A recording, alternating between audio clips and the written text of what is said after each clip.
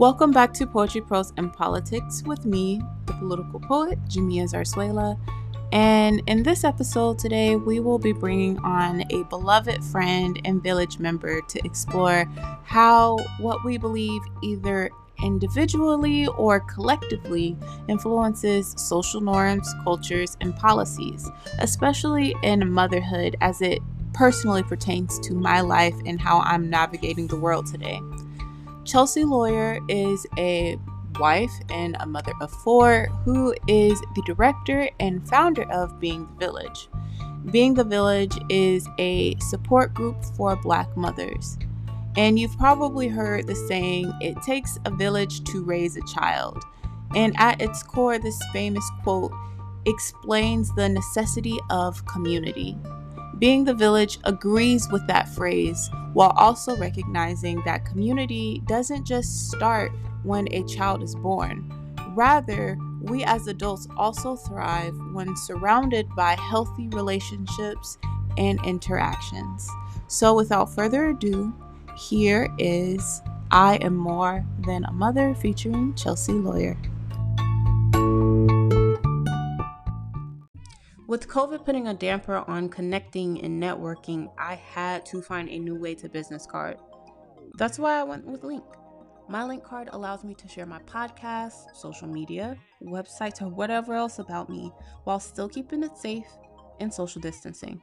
The card's NFC capability allows me to share all of that in just a tap of the phone.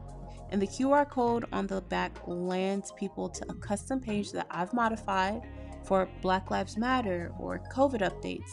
In fact, you can listen to this very episode up on there now. So say goodbye to handing out your old business cards and say hello to Link. And because you're a part of the Speak Free fam, enjoy a 15% off discount by using Poetry Prose at checkout. That's visiting linkapp.com and typing in Poetry Prose.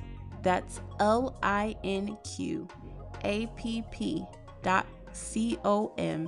and typing in POETYPROSE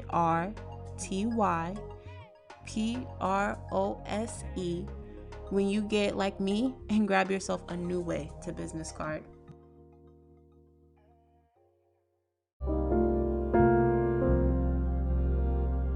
I don't know why social media doesn't want to show the real part of pregnancy. Girl. They're like, oh, it's a glow and I'm smiling and I'm in love with the pregnancy the entire time. But then let them elbow you good real quick. And that happened yesterday. Like I had to stop ligament. Man. I called Maya at 9:30. Really? Because my stomach was rock hard.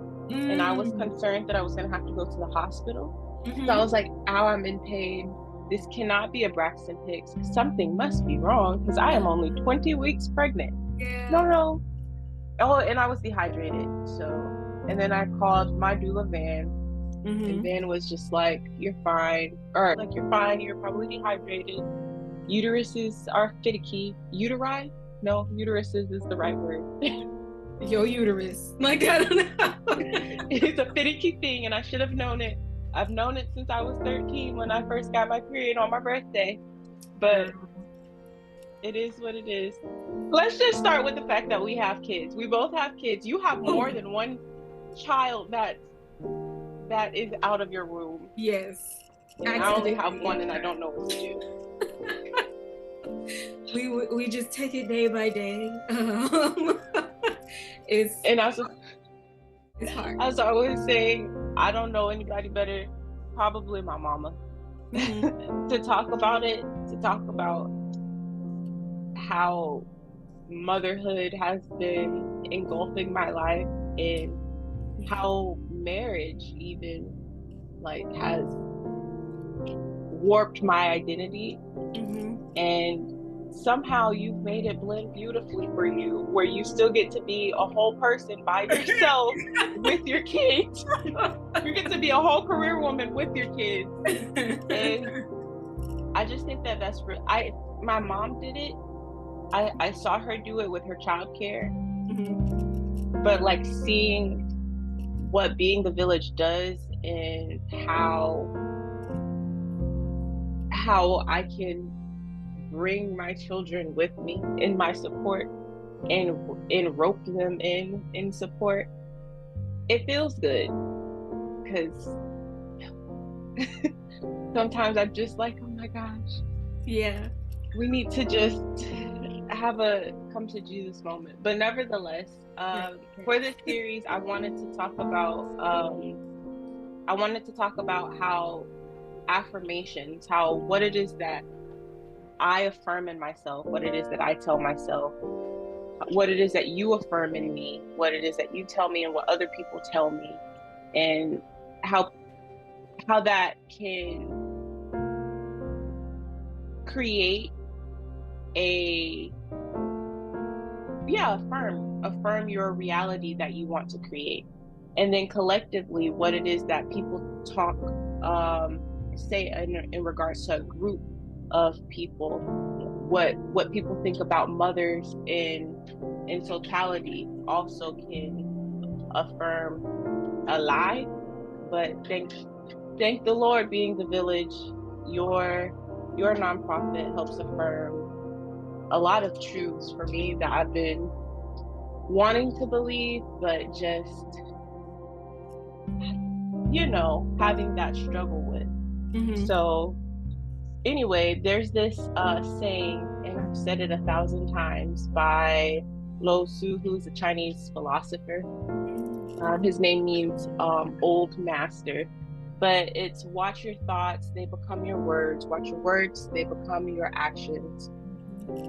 Oh, watch your thoughts, they become your words. Watch your words, they become your actions. Watch your actions, they become your habits. Watch your habits, they become your character. And watch your character, because they become your destiny. So with that, I'm really curious, what was did you always see yourself being a mother? Because I feel like one of the craziest things for all girls, especially in America, is that we get domesticated real quick. We get an easy bake oven. Yeah, we get a baby doll. With the bottle that has the magic inside, that it makes it look like it's actually drinking it. Daddy has a pretend marriage. We have marriage ceremonies that we rope either our cousin in, or our daddy in, or our brother in, and it's teddy bear. Like, we get domesticated and wifed up and child ready really, really fast. Yes, we get domesticated real fast. I was actually just talking to Maya about this not too long ago, that as women, females, it's not common to see people pour into or encourage you to find who you want to be. It's always who you can be connected to, aka marriage.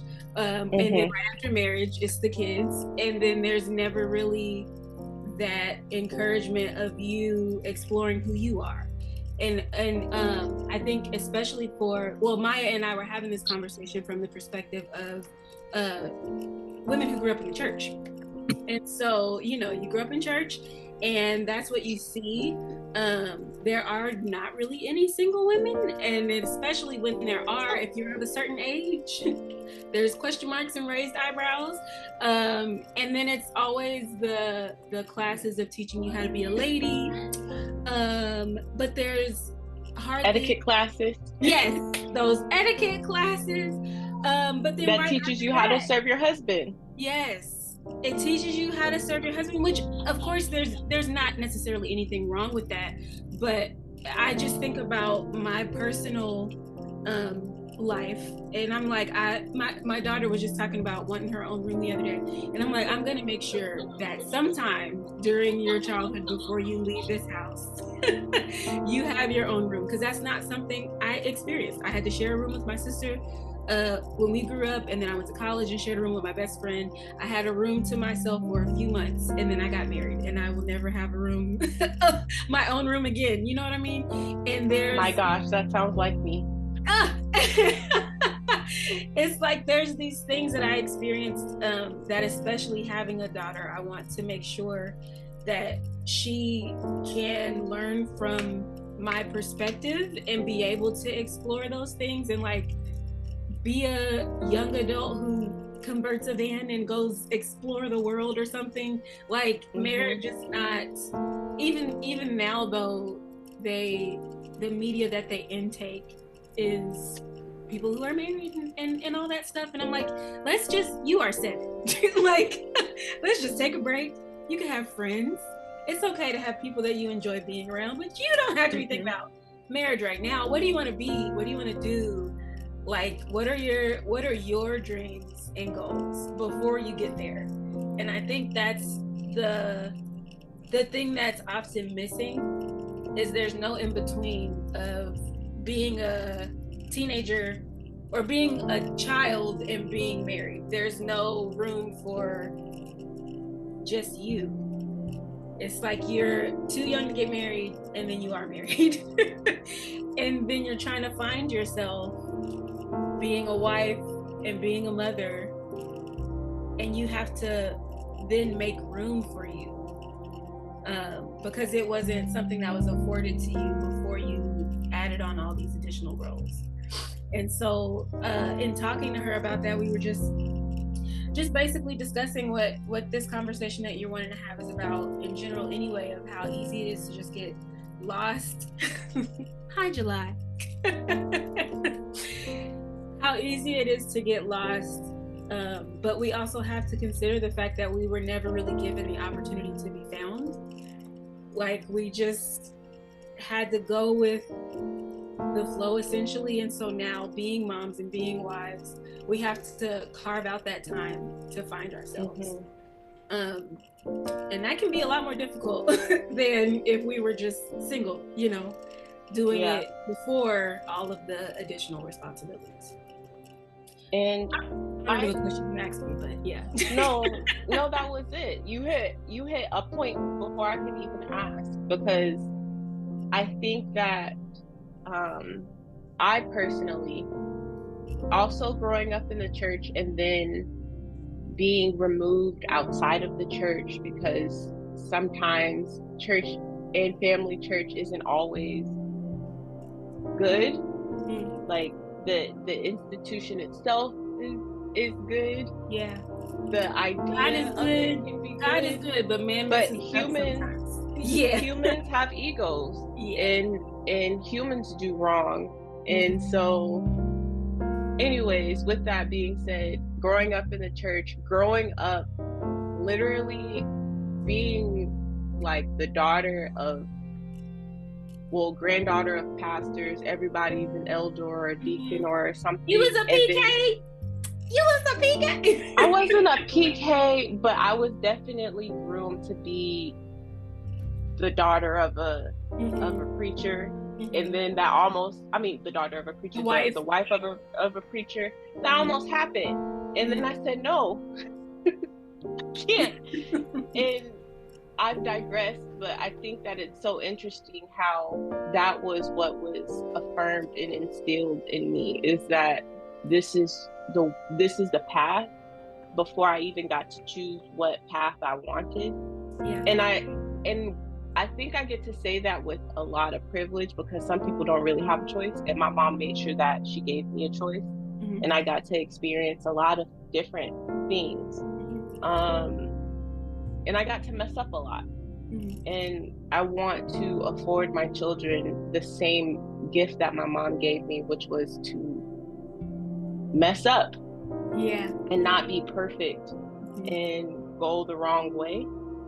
And I don't have daughters yet, or maybe I won't give birth to a girl, but I do, with having sons, I do want to show them that there are certain expectations that I even have of them as boys, those are things that I don't want instilled in them. And then there are some expectations that for women, I hope to help them be advocates. Yes, baby, go. Yeah. I hope to ensure that they're advocates for their spouses, the women in their community, and the women that they they interact with on a day-to-day basis. But so being the village, how did that come about? Because like quite literally, you are not from here and you brought your whole village. You're not from Tacoma, but you brought a village and you created a village. And I think that is beautiful, because not being from here, I still feel like I'm home. I love that. Well, it started, so this group started in 2019. At the time, my mentor, her name is Leah Johnson, she had a mom-baby support group, and she had like encouraged me to take these different trainings and just different classes and courses and things that were free to me, and some of them you get paid to take. And at the time I was a stay-at-home mom, and so anything for extra money, sure. But at the time I did not realize that she was literally molding me to be able to do what I do right now. I saw it as an opportunity for, like I said, extra income, learning things that were interesting, but I never would have seen it put me in positions that I'm in now. And that was something that she saw well before then. So in 2019, she had a mom-baby support group, but then shortly after that, she retired. And all that time, she was, I guess, molding me to be able to for her to pass the mantle onto me in a sense. And so the opportunity opened up for another support group to begin, and that's when she connected me with the Urban League, and I think at the time we also were contracted with the health department. But that's how it started logistically. The group, I guess personally, was something that I wanted to take on because, like you said, I'm not from here. I am from Arkansas. I was about to say born and raised, but that ain't true. Raised for sure, though. I moved here, I think 2013, 12, something like that. My plan was only to live here for a year, but then I met who is now my husband, and I've been stuck here ever since. But to live here, and then, like we were just talking about, to be married, and then shortly after have kids, and then shortly after that kid have another kid and another kid. And he's from here, so he has family, and his family is great. But at the same time, I would take the kids out to like the park or play to learn at the library, and we were the only family of color that was ever there. And so for me, it went a little bit deeper, because here in Washington, I will say there are ample opportunities for families, for moms, to find some sort of connection. The thing that was lacking for me was connection with people who looked like me, who had kids who resembled my kids. And so that was really what sparked the interest in actually accepting the opportunity to start the group, is because then I had the chance to do what I wanted to see. I wanted to be able to go to the park and see this group of little Black kids just running around, and their moms are sitting at a table, just conversing. And that's one of the things that's really important to me with this group when we do have outings, is the visibility of it. Like we're just being moms who are finding friends, but there's a Black mom who's at the park by herself and has only ever seen all of the other Caucasian families, and she gets to see this group of Black women, and she's like, wait, we've literally had, we're out here before, right? We went to somewhere. Oh, Kids Caboodle. There's this kids thrift store called Kids Caboodle, and they have like a quarter sale. And one day we all agreed to go to the quarter sale, and we met like super early in the parking lot, and we were like the first people in line. And the people behind us were two Black women, and she was like, I gotta ask, are you guys friends? Is this a group? What is it? And we're like, it's both. This is a group of women who became friends, and you're welcome to join us. Here's the flyer. So it's great having opportunities like that, where people who were looking for what I was looking for have a place to kind of, anchor, I guess. Where, like you said, you can feel like you have a piece of home. Even though you might be displaced or somewhere where you don't know anybody, there's a community of people, because there's a community of people who understand. I think motherhood is difficult in general, but there's definitely a uniqueness to the experience of Black moms. And so to be able to share that with people who get it, where you don't have to over explain or under explain, you know, you don't have to do the facade of I'm good and not really be good. You can come with all of the things that we have to carry, and you don't have to carry it by yourself. And so that's really how it kind of evolved into what it is now. I do feel like that's really true, because being from the South and then moving to Washington wasn't even hard for me, because it gets dark at 2:00 in December. Right. It was really hard for me, because even though in the South I know that there are people that don't like me, and they make it very clear that they don't like me. Right. I know that I also have a community of people around me, and then also to the passive aggressiveness with that as well. Nevertheless, it's really hard to be the one Black person in Mount Rainier. Like, I remember my husband and I went to Oregon. We went to Portland to some mountain, and the lady like told him, "Oh, I'm so happy to see that there's more people here." And then he turned around and he was like, "There's not, like, it's a beautiful place. People don't visit." And he was like, and she said, "Oh no, I mean, like, you know, Negroes." And then I guess she was an older lady, so yeah, she did say Negroes. And he was just like, "I've never heard that word from a white person. I've only heard that word from, like," he's only heard the word Negro from, like, my family. Yeah. And that's usually when we're joking. Like, that's not even. Yeah. With him being, like, as Dominican as he is, he's like, "So people actually say Negro?" And I was just like, no. People don't actually say Negro. It normally is just us joking. And nevertheless, it's really hard to.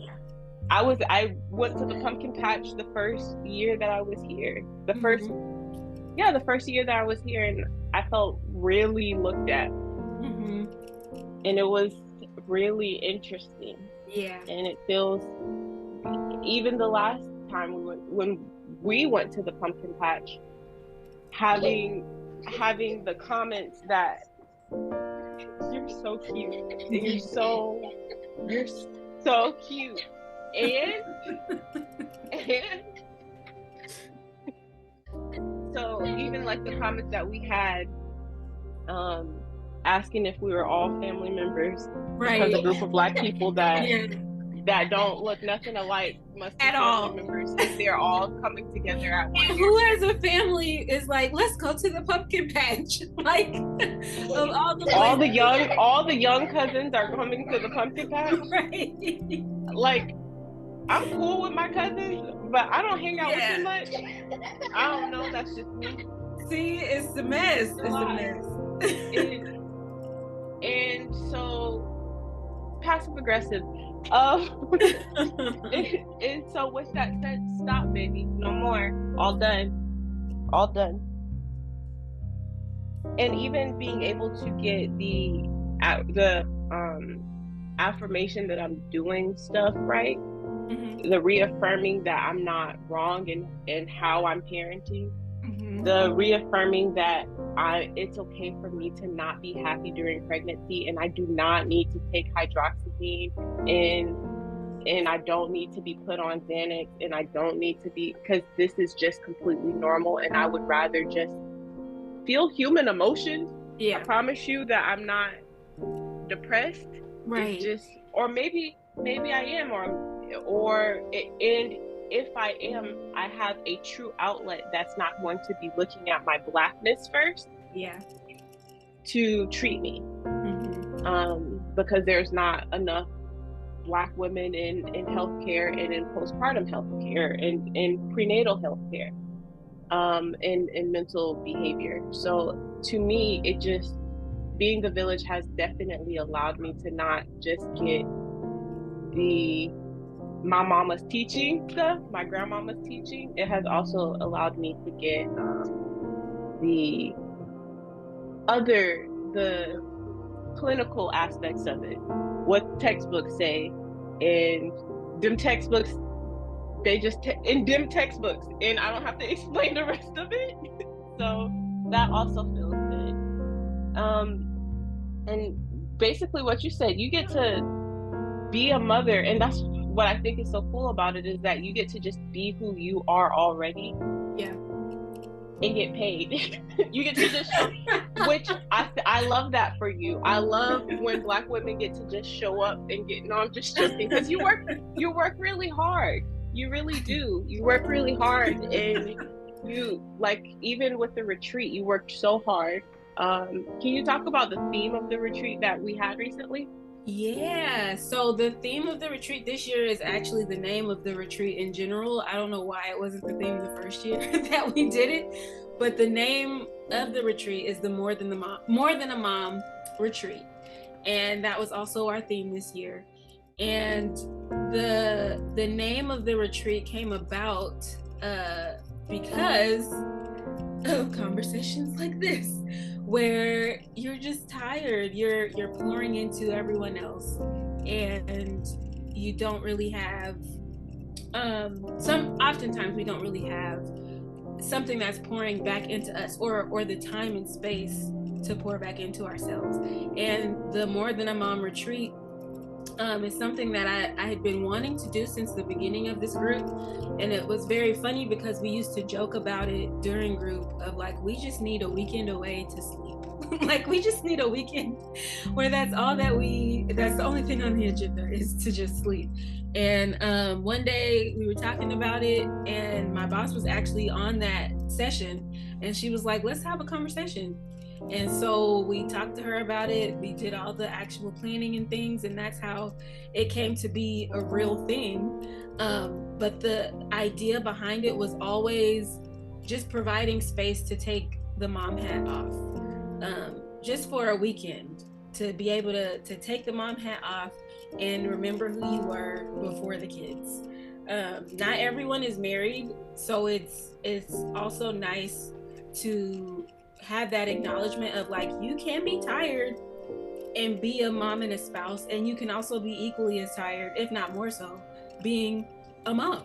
Like, and so having that opportunity to just take the mom hat off, and pour into you as a woman, remember who you were before the kids, hang out with other adult women, again, who look like you look, and you're just able to have the opportunity of rest.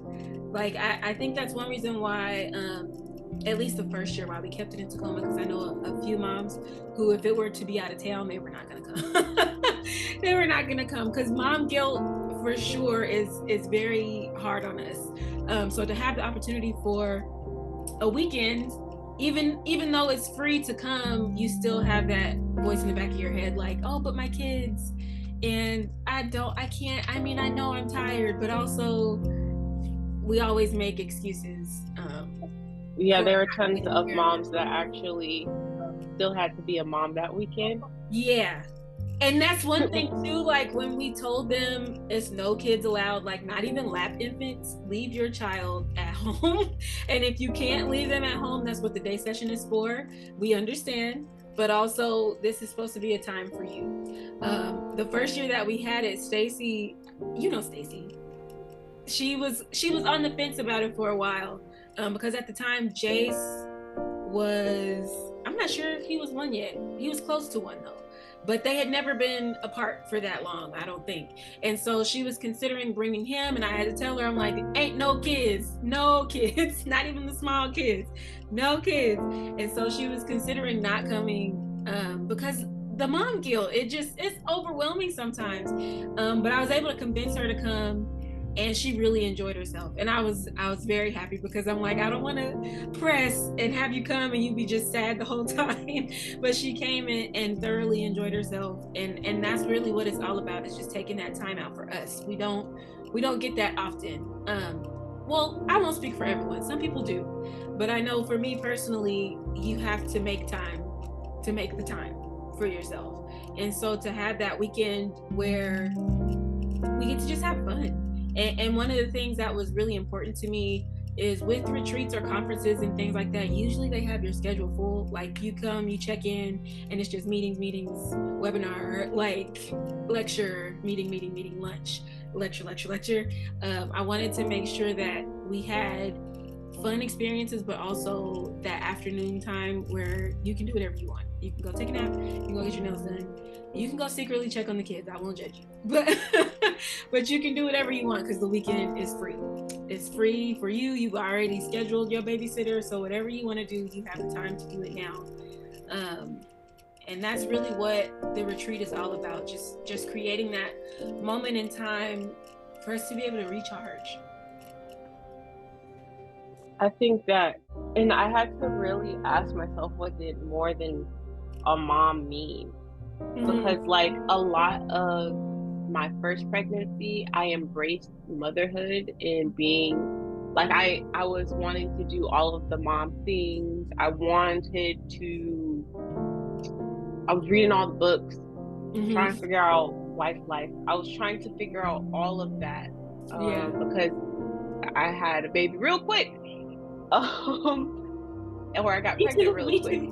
And so, but this time I was very intentional about not losing myself.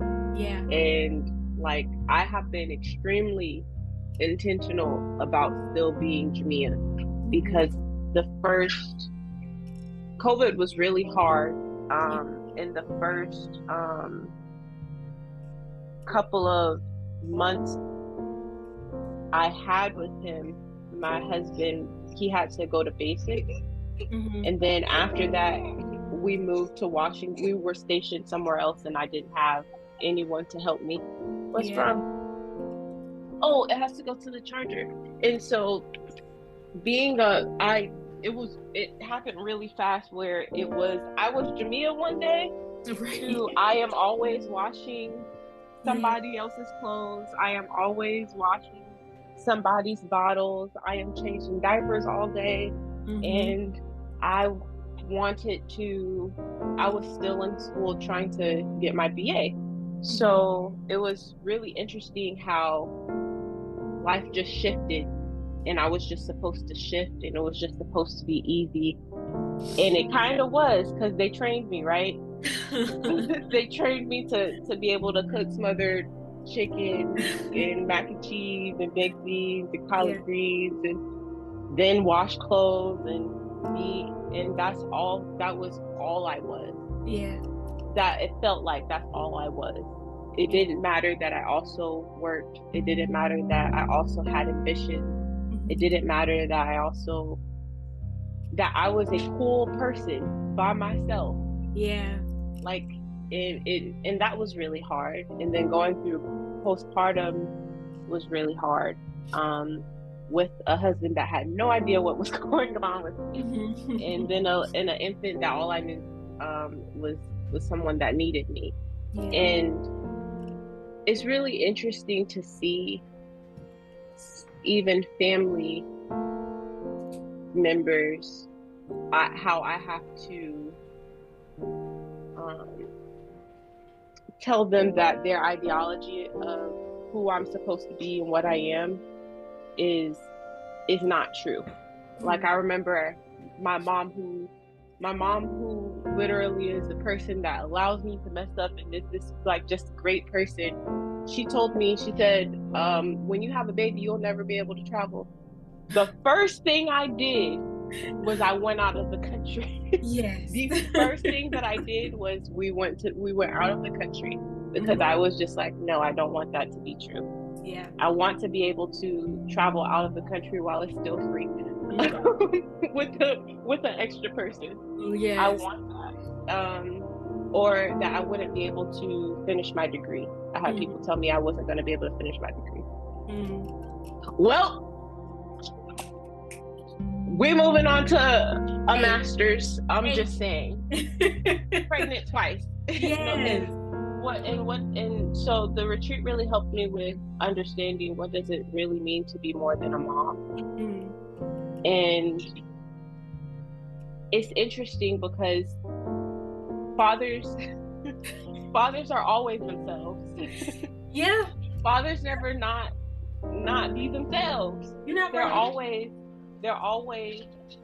Oliver. Oliver is always going to be Oliver, and having to gracefully, with love, explain to my husband that I had resentment towards him because he continued to be himself, and he didn't have to bring his son to his work or to his classes or to the bathroom with him or to sleep with him. He just got to fall asleep. Was very interesting. What's wrong with you? Yeah. It was really interesting. And so even I think because I was very intentional with communicating with him, he begged me to go to the retreat. And I was just like, I don't know if I could do it. But he was just like, no, you're going to go. Because you've been asking for this. You're going to have to. What is a misconception that you feel like you fight? Because like a lot of them, I've been ignoring them. What my family tells me, but what are misconceptions that you fight? And other than just ignoring them, because I feel like eventually it's just gonna like pile up on me one day. Yeah. How have you kindly told family members, church members, unsolicited advice is not needed, I'm good? What is stuff that people tell you, and how do you block it? Well, my husband can tell you I'm not a person who minds confrontation, and I think that works in my favor. I know one of the pieces of unsolicited advice that I used to have to deal with all the time when my kids were younger was around breastfeeding. I think I was about to say our generation, but just I think people of color in general, after a certain age, that's enough for them, at least. For the people who have nothing to do with your family, they're telling you that baby's not old enough, it don't need no water, you sure can't have some of this watermelon? This child is 3 months old. And even if they were 2 and I was still going, put some cereal in his milk. He's 2 weeks old. That baby is hungry. He wants another bottle. Put some cereal in his milk. He can't have cereal in his milk. He's gonna choke. I'm gonna have to open. Right? And he's so skinny. Ooh, I promise. That's one thing I'm not looking forward to again, having another child about to come out. But I honestly, I'm not looking forward to it, but I'm ready in a sense, because I feel like it's just something that unfortunately comes with the territory. But it's like situations like that are especially annoying because, for one, like you were just saying, I did not ask you for your advice or opinion. Number 2, even if this child was 2 years old and we were still breastfeeding, that's my decision. This is my body. Oh, and guess what? That's my child. That don't belong to you. So why do you think you can tell me what to do? Oh, are you gonna buy the cereal? Are you gonna buy the set cereal? No, you're that not. Part. Like, what are you contributing of value to make your opinion valid? Nothing. Oh, but that's definitely one piece of unsolicited advice that I will probably never forget or let go of. Like, just let me do what I'm doing. There's enough that I have to think about than to be wanting to worry about your opinion too. But I think misconception about motherhood, I think some of it, honestly, we put on ourselves. One thing in particular is just feeling like we have to do and be all the things. Superwoman does not exist. She was raised in a She ain't me, if that's the case. And I know some people hear that and look at that phrase and hear it as you telling them that they're less than. And it's like, no, you're human. You're a human being. and you have needs while you're fulfilling everyone else's. But at the same time, one thing I love to say is them dishes gonna be there tomorrow. Like, why they gotta be done today? Wash the bowl and the spoon that you need for that cereal, and stop overwhelming yourself trying to do everything in a certain amount of time. And I say that we put it on ourselves because, well, I was about to say no one is expecting us to be perfect, but even if they are, I guess it goes back to the first thing that I said of what value, what are you contributing that makes your opinion valid? Nothing. And I guess that's where the affirmation of like collective ideology comes in, of the strong Black woman. Mm-hmm. There is no strong white woman trope. There is no strong Asian woman trope. They just be doing strong and hiring out. They just get to be women.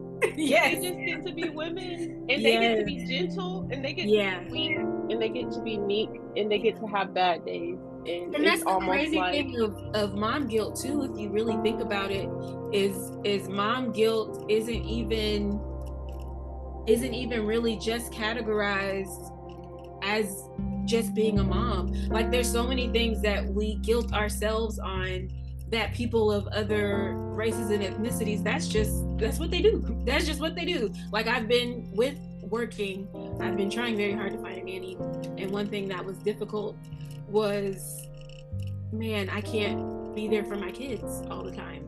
I'm really finna choose this job over spending time with my children, and what if they need such and such, or what if this happens, whatever, guilting myself when these are scenarios where that's just the norm for other people, you know? And it's not to say that we lower the bar for our care for our kids, but also, like we were just saying, superwoman does not exist. And sometimes you have to find those things that work for you. And if that be somebody else watching my kids for 2 hours while I send off these emails or take a nap, then that's what works for me and my family. And I feel like that's something that we really that really gets overlooked, is we're trying to do all the things, and then we're frustrated because we're doing all the things, but we don't have to. We really don't have to. But everybody will be okay. And I feel like if we just remind ourselves that everyone will be okay. It's gonna be all right if your kids eat cereal for dinner today because you were just too tired. It's gonna be okay. Like, nobody is going to hate you or your kids when they turn 30 in their wedding and they're talking about, yeah, I remember the time my mom gave me cereal for dinner. It's not gonna happen. It's not gonna happen. Everything is gonna be okay, and our best is good enough. And I think that is one major misconception, is that you have to do more than what your actual bandwidth is, when that just doesn't make sense for you or your family or your body or your mental or physically. Like, you're going to be burnt out. You're going to be burnt out. And the misconception that you have to do everything is just that. It's not true. Black motherhood in America is like really unique in the sense of they be wanting your child to be fat. And I think I completely understand, especially in Washington, why Being the Village has to be a program that caters to Black women specifically. Because when you literally have a Black son, mine is pale and green-eyed and blonde-haired, we don't know where it came from, but he's still a Black man in America. Becoming all shaved. Yes. Because we are a diaspora, okay? Yes. And so I just think about how I'm gonna have to have a conversation with him when he's 16 in a car. I think about how am I going to do that? How am I going to have that conversation? A conversation that other people don't necessarily need to have with their children. Yeah. I think about how am I going to have a conversation with my doctor when they tell me how do I nicely put that is some how do I nicely say this? How do I nicely say that is something that's Untrue. We already know what I'm saying. When they tell me something really stupid, or when, like, oh well, it's understandable that you have preeclampsia because Black people eat such and such food, and you're like, my macaroni and cheese is like, my macaroni and cheese was made with like whole wheat grain like noodles. What are you talking?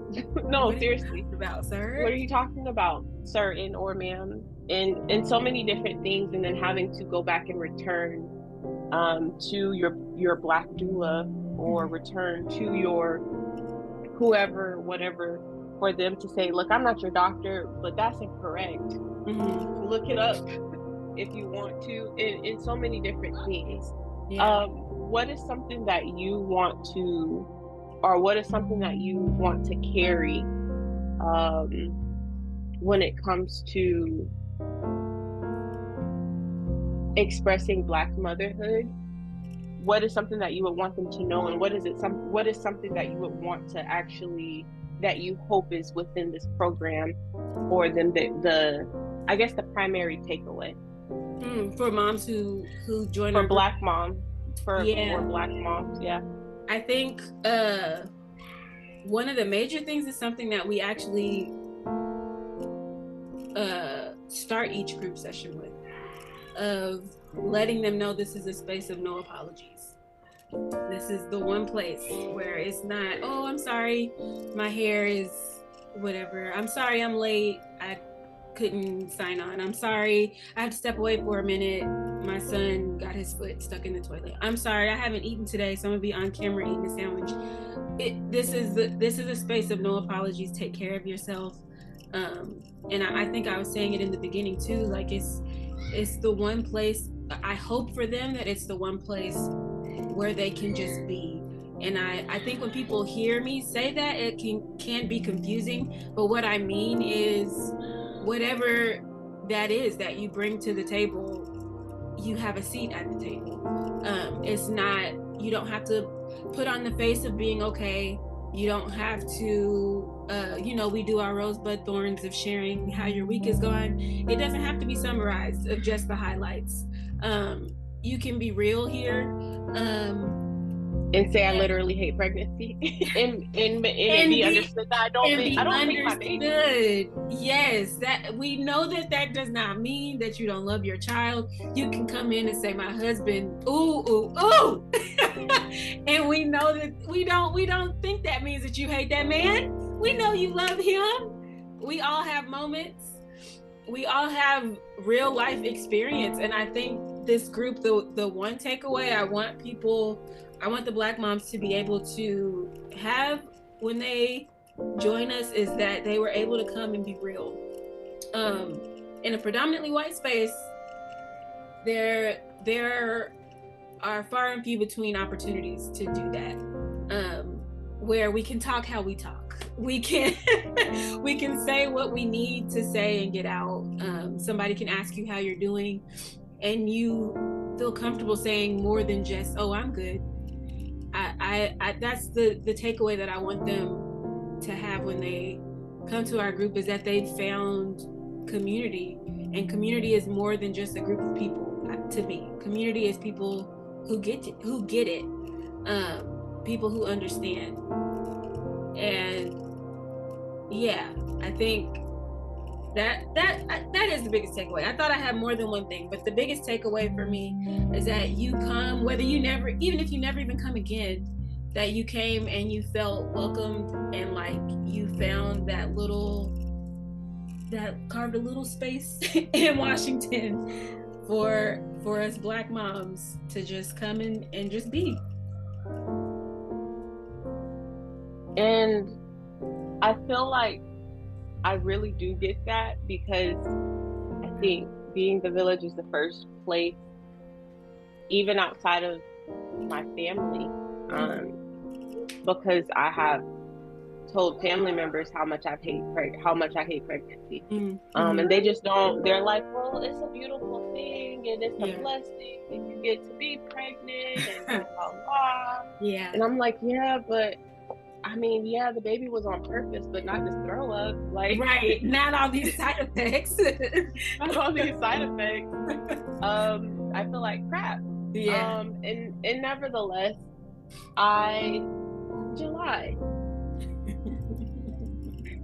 Or that I sometimes really don't like motherhood because my child gets to be a brat, and then also it be understood that, okay, I have to, being a parent to a toddler means that you have to actually parent yourself because you're trying to figure out how do you manage your emotions to then guide them to help them one day be able to be adults that manage their emotions.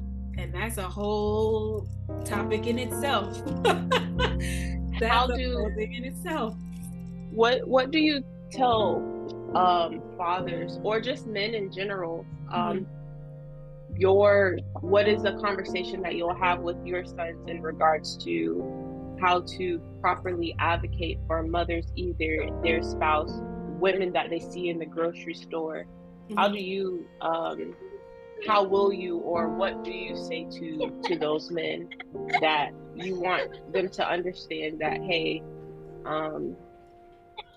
she is more than just this person that you see trying to figure it out. She is also whoever she is. Like, what are the conversations that you have, if you do have those conversations? What do they look like? Honestly, that's a great question. That's a great question, and I don't think I've even gotten to the space yet where I can share how with my sons, because that's something I'm still learning with my husband, or at least we're learning together. We just had a conversation not too long ago where it was that discussion of what you were just talking about, of like, that's how I was trained, was to make this smothered chicken and the mac and cheese and then wash the dishes and then take the baby and give him a bath and then he sleeps with me and you come home from work and take a shower and you go to bed. And I feel like the scales are not balanced. And I think that I'm not sure if that's exactly what you were thinking of in terms of advocacy, but I do think advocating for yourself, because you as a person that advocates for mothers to mothers. Yes. And I think in teaching my husband, or in learning with my husband what that looks like for me, we're automatically teaching our sons without even having to intentionally have a conversation. They're seeing through action what advocacy with a partner looks like, because it's not all on the mom. And sometimes oftentimes in motherhood, we become the default parent, and where we have 97% of responsibility. And one of the things I was telling my husband is, if you really think about it, the bar for men, at least in America, is very low. A dad will take his kid to the grocery store and moms will swoon, or not even moms, but other adults will be like, oh, look at you, I'm with your child, and it's your daddy, and blah blah blah blah. Let me take who's watching the baby while the mom goes out. Oh, the father's baby. Girl, don't let me babysitting. Ma'am. Babysitting? Okay. His child that he contributed to? No, it's not babysitting. That child is with his daddy. Like, it's really mind-blowing, the responsibility that is pushed on mothers that is not equally spread to the father. And so when I say that my husband and I, that's something that we're learning together, is because I'm learning what I need. I'm learning what I expect. I'm learning what I expect of him. And I'm also learning how to communicate that. And he's learning how to meet that expectation. Because as fathers, as men, it used to be enough to be the breadwinner. Not today. Not today. I need more than that. I have this list of things, and it's ever evolving, of course, as your kids get older. But I don't see marriage or our partnership as you doing one thing, and while you're doing that one thing, I'm doing 1,000 things. I feel like there is room for you to have some of them things too. And so in us learning that together, like I said, I feel like we're silently automatically teaching our sons and our daughter as well what that looks like without even having to have that intentional conversation. And I hope maybe if we have another podcast a year from now, we'll see how these how these answers change, and hopefully by then I will be in a space to have intentional conversation with them on what that looks like, because I've experienced it. Right now I'm in the beginnings. No, I like that. I think the affirmation of the day is I am unfolding. I am forever unfolding and evolving. Yeah. Oh, sure. Because for sure, as they grow, we do too. And yeah, we do learn. Well, can you tell us where we can find Being the Village, your organization, as far as websites and Instagrams, and how could somebody that may want to support you can support you? Or how somebody who may need support and need to go to that retreat may be able to get to that retreat? Yes, come on to the retreat. So we have a website. It's beingthevillage.com. And we're also on Instagram under the same name. And I like to tell our moms as well that we have a private Facebook group for conversations like this, honestly, where you can come and ask questions. You can post them baby clothes you've been trying to get rid of. You can see all of the local events that are happening in Washington, or things that we're organizing ourselves in the Facebook group.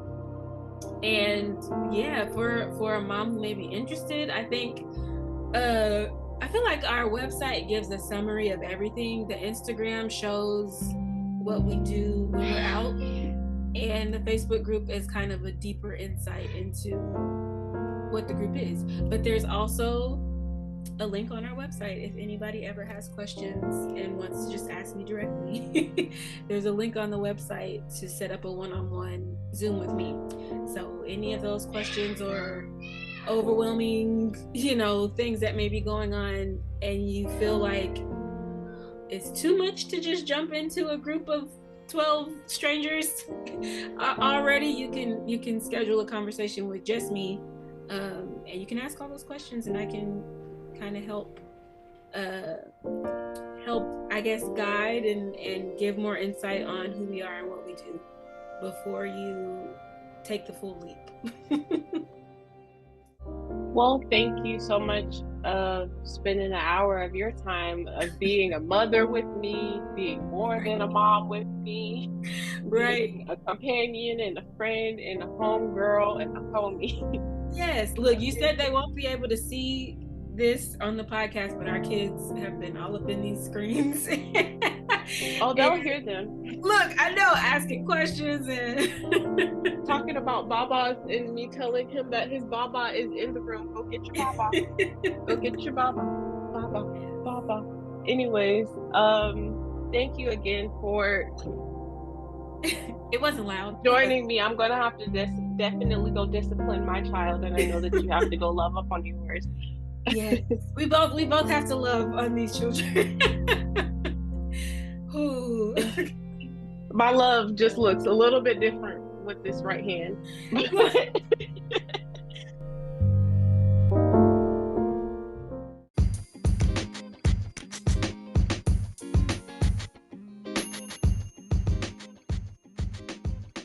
It's a wrap. If you like this episode and want to hear more like it, then don't forget to follow the show, Poetry, Prose, and Politics, at The Political Poet everywhere you are social. That's THAPOLITICALPOET. Everywhere you are social. The show is also aired on KTQA-LP 95.3 FM Tacoma, so you can always catch me over there on their airwaves, or you can listen to me wherever you stream your favorite podcast. Until next time, catch you later.